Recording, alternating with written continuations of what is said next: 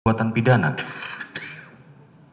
Yang mulia, ketika kita berbicara mengenai pembuktian, maka ada 6 ukuran secara teoretik yang digunakan. 6 ukuran secara teoretik yang digunakan itu, yang pertama yang dikenal dengan istilah Bowes Theory. Bowes Theory itu adalah teori pembuktian yang digunakan. Dalam hukum pidana di Indonesia, teori pembuktian yang digunakan itu adalah negatif Wetelek Bowes Theory. Hakim memutuskan perkara berdasarkan alat bukti ditambah dengan keyakinan. Yang kedua, kita bicara soal Bowes-Middelland. Bowes-Middelland itu adalah alat-alat bukti. Dalam konteks hukum pidana Indonesia, itu merujuk pada pasal 184. Dimulai dengan keterangan saksi, keterangan ahli, surat, kemudian petunjuk dan keterangan terdakwa. Yang ketiga adalah Bowes-Furing.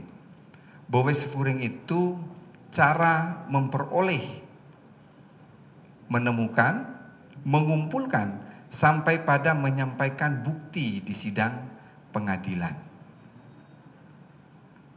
Yang ketiga ini yang mulia, celakanya dalam kitab undang-undang hukum acara pidana ini, dia tidak mengatur secara tegas.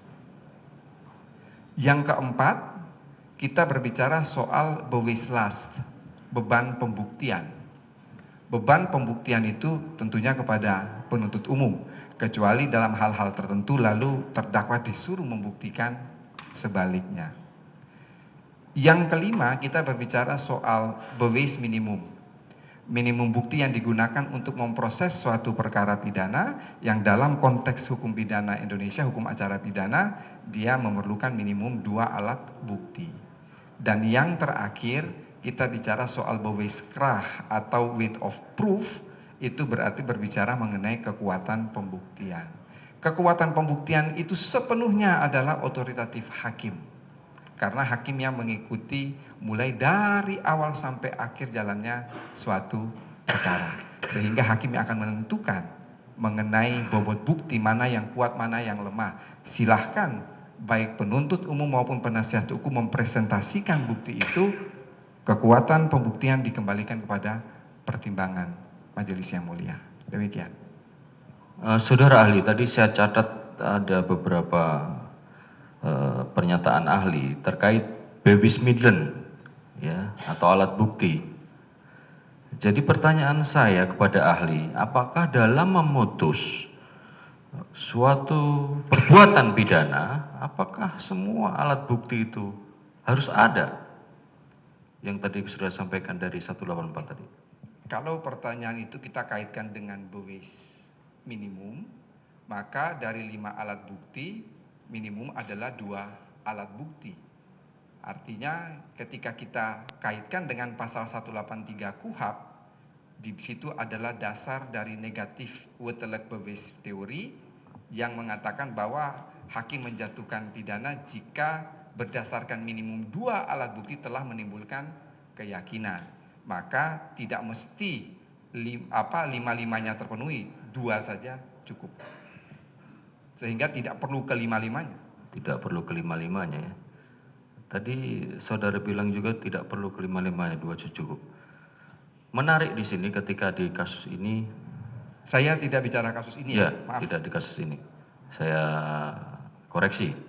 Tapi intinya pertanyaan saya, apakah dalam membuktikan suatu perbuatan pidana, itu apakah harus ada keharusan saksi yang melihat langsung, saksi mata intinya gitu, kurang lebih seperti itu, saksi yang melihat langsung atau apa? Yang mulia, Menurut pendapat saudara gimana? Yang mulia, saksi mata atau eyewitness di dalam teori pembuktian dikenal sebagai direct evidence, bukti langsung. Tetapi di dalam teori pembuktian juga kita mengenal yang namanya circumstantial evidence. Circumstantial evidence itu bukti tidak langsung, lalu kemudian berdasarkan fakta-fakta yang ada, bisa dibuktikan, apakah itu dari surat, dari keterangan saksi, dari keterangan ahli, dari keterangan terdakwa, kemudian diperoleh petunjuk, maka hakim dapat memutuskan perkara tanpa adanya direct evidence. Demikian.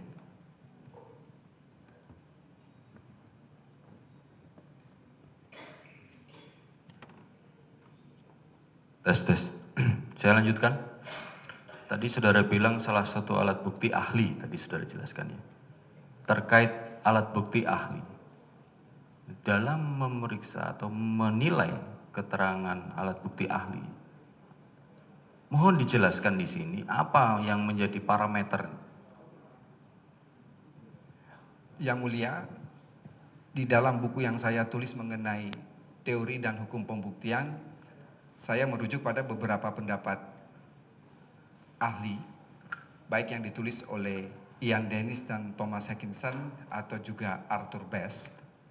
Pada dasarnya ada 5 hal yang berkaitan dengan alat bukti keterangan ahli. Yang pertama itu adalah mengenai kualifikasi ahli. Kualifikasi ahli ini ada 2 kemungkinan yang mulia. Dia memperoleh keahliannya dari pendidikan resmi pada suatu derajat akademik tertentu, atau yang kedua, dia tidak pernah mengikuti pendidikan resmi, pendidikan formal, tetapi berdasarkan pengalaman. Ini kita berbicara mengenai kualifikasi ahli. Yang kedua yang mulia, kita akan berbicara mengenai objektivitas ahli. Objektivitas ahli itu, ahli tidak boleh terkait dengan perkara yang sedang disidangkan. Artinya apa? Tidak boleh menjadi ahli misalnya korban atau pelakunya itu merupakan keluarganya. Ini akan dia mengganggu persoalan objektivitas.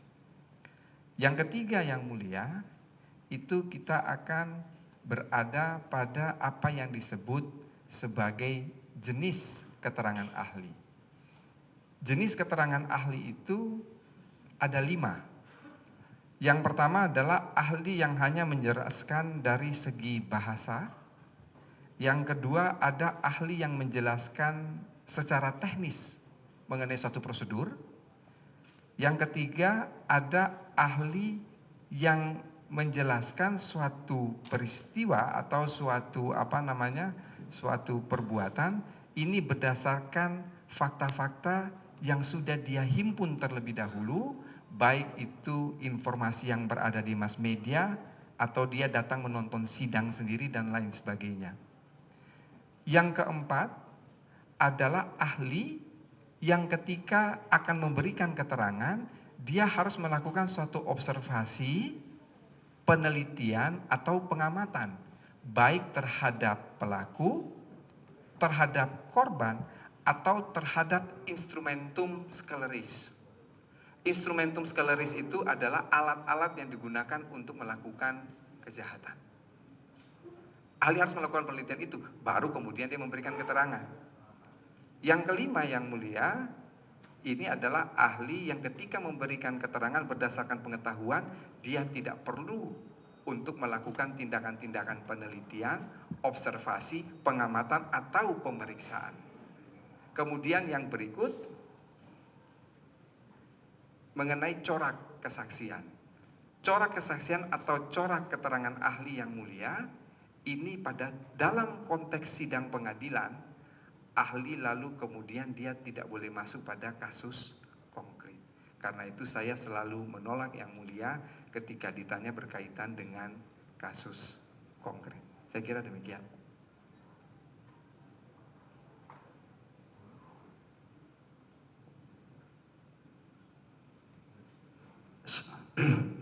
Saya lanjutkan. Berdasarkan jawaban dari ahli tadi tentang jenis keterangan ahli, apakah ahli yang telah diperiksa terlebih dahulu, baik